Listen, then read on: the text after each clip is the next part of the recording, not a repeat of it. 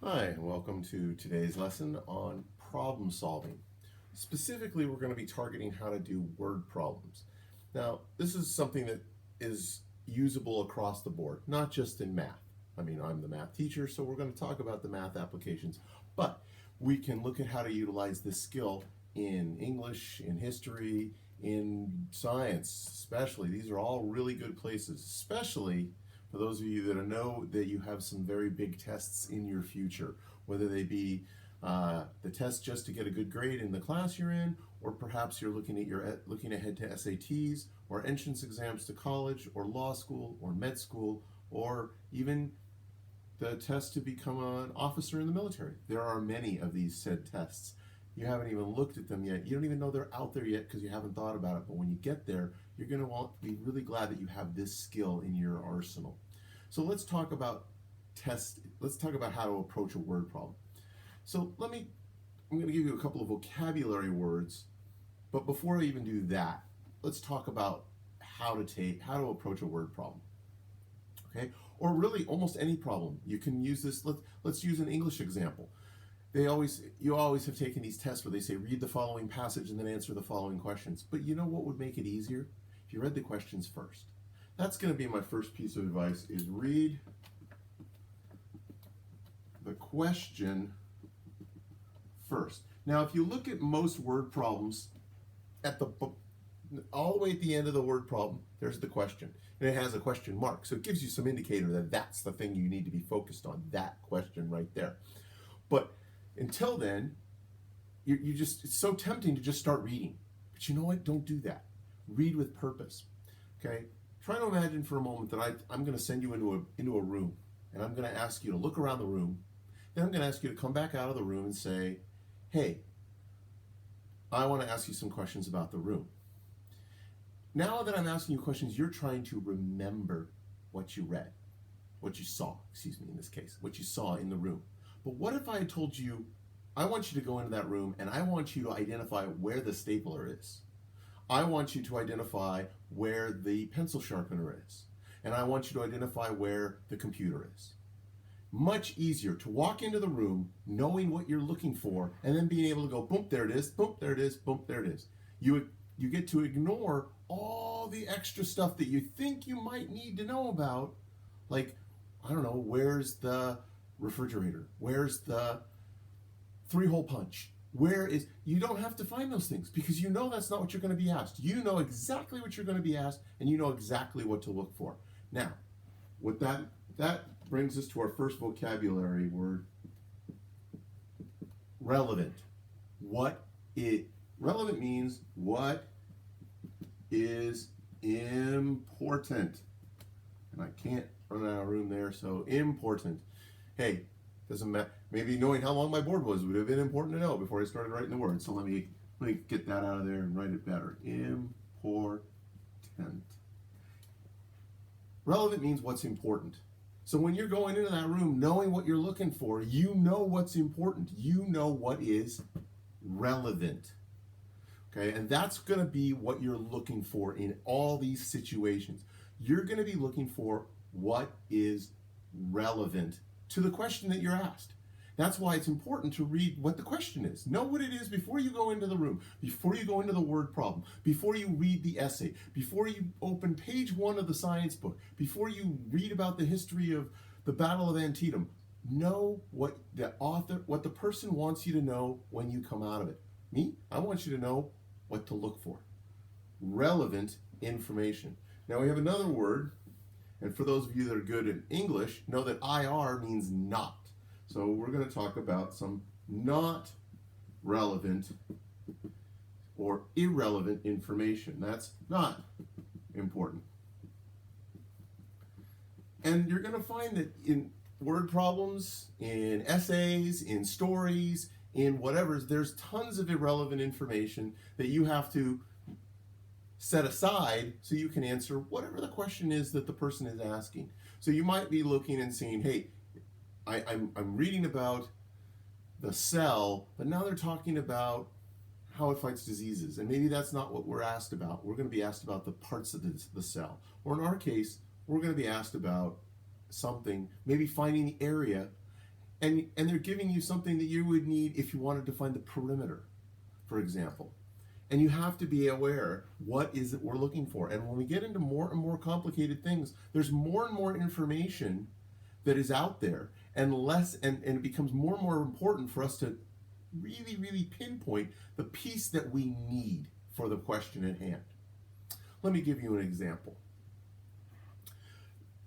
In light of the recent events, a vaccine is being developed. The vaccine is meant to fight COVID-19. However, it is developed because it was based on the SARS-1 variety that came out in China about 10 years ago. You're doing an experiment where you have it in a petri dish with 8,000 8,000 little bacteria. But when you apply this new vaccine that you're attempting, you find that every hour that number gets cut in half. So after an hour, there's only 4,000, and so on. Now, and then the question might be, how many bacteria are in the petri dish after 5 hours? Okay? So realize at the end of the question, I asked you about bacteria in a petri dish. But what did I start talking about? COVID, developing a vaccine. They're important to the story. They're important to the setting, but they don't help us with the math. So, in fact, I could use that same story and ask a math question, which would mean the relevant information is how many bacteria in the petri dish, how it's changing over time, it's getting cut in half every hour. That would be really important to the math question. I could then ask an English question, which was, what were the nouns in the story? I mean, I could go completely to the heart of it and say it has nothing to do with the story. I just want to know what the nouns were. And instead, if you were reading that for the nouns, you would be going through, hey, COVID-19 is a proper noun, and SARS is a proper noun, and bacteria is a noun. And you'd be just pulling out the nouns. You almost wouldn't even be reading the story so much. It's just going noun, identified, noun, identified, noun, identified. Or I could do it as a science question. Hey, what are we trying to do? What is this story about? What is the disease that they're dealing? How does it relate to another disease? So within that tiny little story that I just told, there could, depending on which topic, depending on which subject you are trying to figure out, there could be different pieces of information that you want to know. And that changes from problem to problem, from subject to subject. So what is relevant? That's for you to decide based on, and there's the key, what's the question? So you go to that last sentence, sometimes the last two sentences, maybe there's more than one question at work, but go to that last sentence, go to the end of the story and say, or if they have one of those read the following story, answer the following questions, read the questions first. Don't read the answer choices necessarily, just read the questions. Okay, just read the questions so you know, hey, this is what I'm looking for. Give me some time. And now that I'm going through the story, now that I'm wandering around the room, I know what I'm looking for. And that, boys and girls, is one of the key elements to problem solving. And a lot of people ignore it. Because I find that what almost always happens is someone will read a story, and it says, read in a word problem. They read the word problem, they get to the very end, and then what do? They read it again. And a lot of time they annotate it at that point. I don't know if you've done that in your English classes. That's where they usually do it. But annotation is very useful. Okay, identifying the relevant information. Okay, almost maybe even get to the point where you start to cross stuff out because it's irrelevant. Saying, I don't need that. That has nothing to do with my math problem that I'm going to be dealt with. I need to know how many bacteria are in the dish after 5 hours. Well, this is another time we might want to make ourselves a little table because now we have a goal. We have an absolute, I know what I want to know. Here we go. Here's my hours and here's my bacteria. Okay? I know exactly what I want. So after 1 hour, or actually at 0 hours, when we first started, there were 8,000. So I have some starting information, I'm ready to go, I have a table ready to fill in. Now it's easy for me. Now I'm doing very simple math. What am I doing? I'm dividing by 2. Because after the first hour it said it was half. Half of 8,000 is 4,000. After hour 2, it was 2,000. After hour 3, it was 1,000. Well, I guess I need to make my table a little bit bigger because I need to go to 4 because my question was all about hour 5. Okay, now maybe you can jump right to hour 5. Maybe there's ways to calculate that, and that depends on the type of question you're being asked. But in this case, it's just easier to walk myself there, because after 4 hours, we're at 500, and at the last 5 hours, absolutely know exactly how much I have, and that is 250 bacteria in my little petri dish. So I found that after my 5 hours, I know exactly how many bacteria are in the petri dish, because I knew what pieces of information in the story were relevant. Okay, talked about the number. Again, relevant to the question of how many bacteria are in the petri dish. I found what was in it, how many it started with, how it changed over time, and I was able to walk myself all the way to the final answer of how many are in the final question. Now, you could extend that and ask a follow-up question, or there could be a second one, or there could be a third. And again, I could have told that exact same story and asked you a question from a science perspective, which was, how did it relate to another disease? And that would have nothing to do with the bacteria, it'd have nothing to do with the development, but it might be something that was important to somebody down the road. Or I could have asked from an English question. I could have just said, how many nouns are in the story? Okay. History, I could have said, what was the historical relevance of COVID-19? You say, well, it's a SARS variant, and SARS is something that we dealt with. It actually broke out in China about 10 years ago, so it's a completely different setting, and it was much more contained back then than the SARS. The COVID-19 is actually SARS-2, so it's a variant. So each of these, so that one little tiny story about 4 sentences long could have different questions for different subjects, and that each one would have its own individual sets of relevant information. Obviously, I targeted the math because that's what we teach here, or what I teach, and you could see these kinds of problems. So when you're approaching a word problem, okay, I find this is even more true in math. Always start by reading the question, which is almost always the last sentence. The other thing that you can look for when you're deciding on what's the question, it uses a question word like how many, or how much, how, okay, or, you know, you're looking for the question words, how, what, where, why, and who.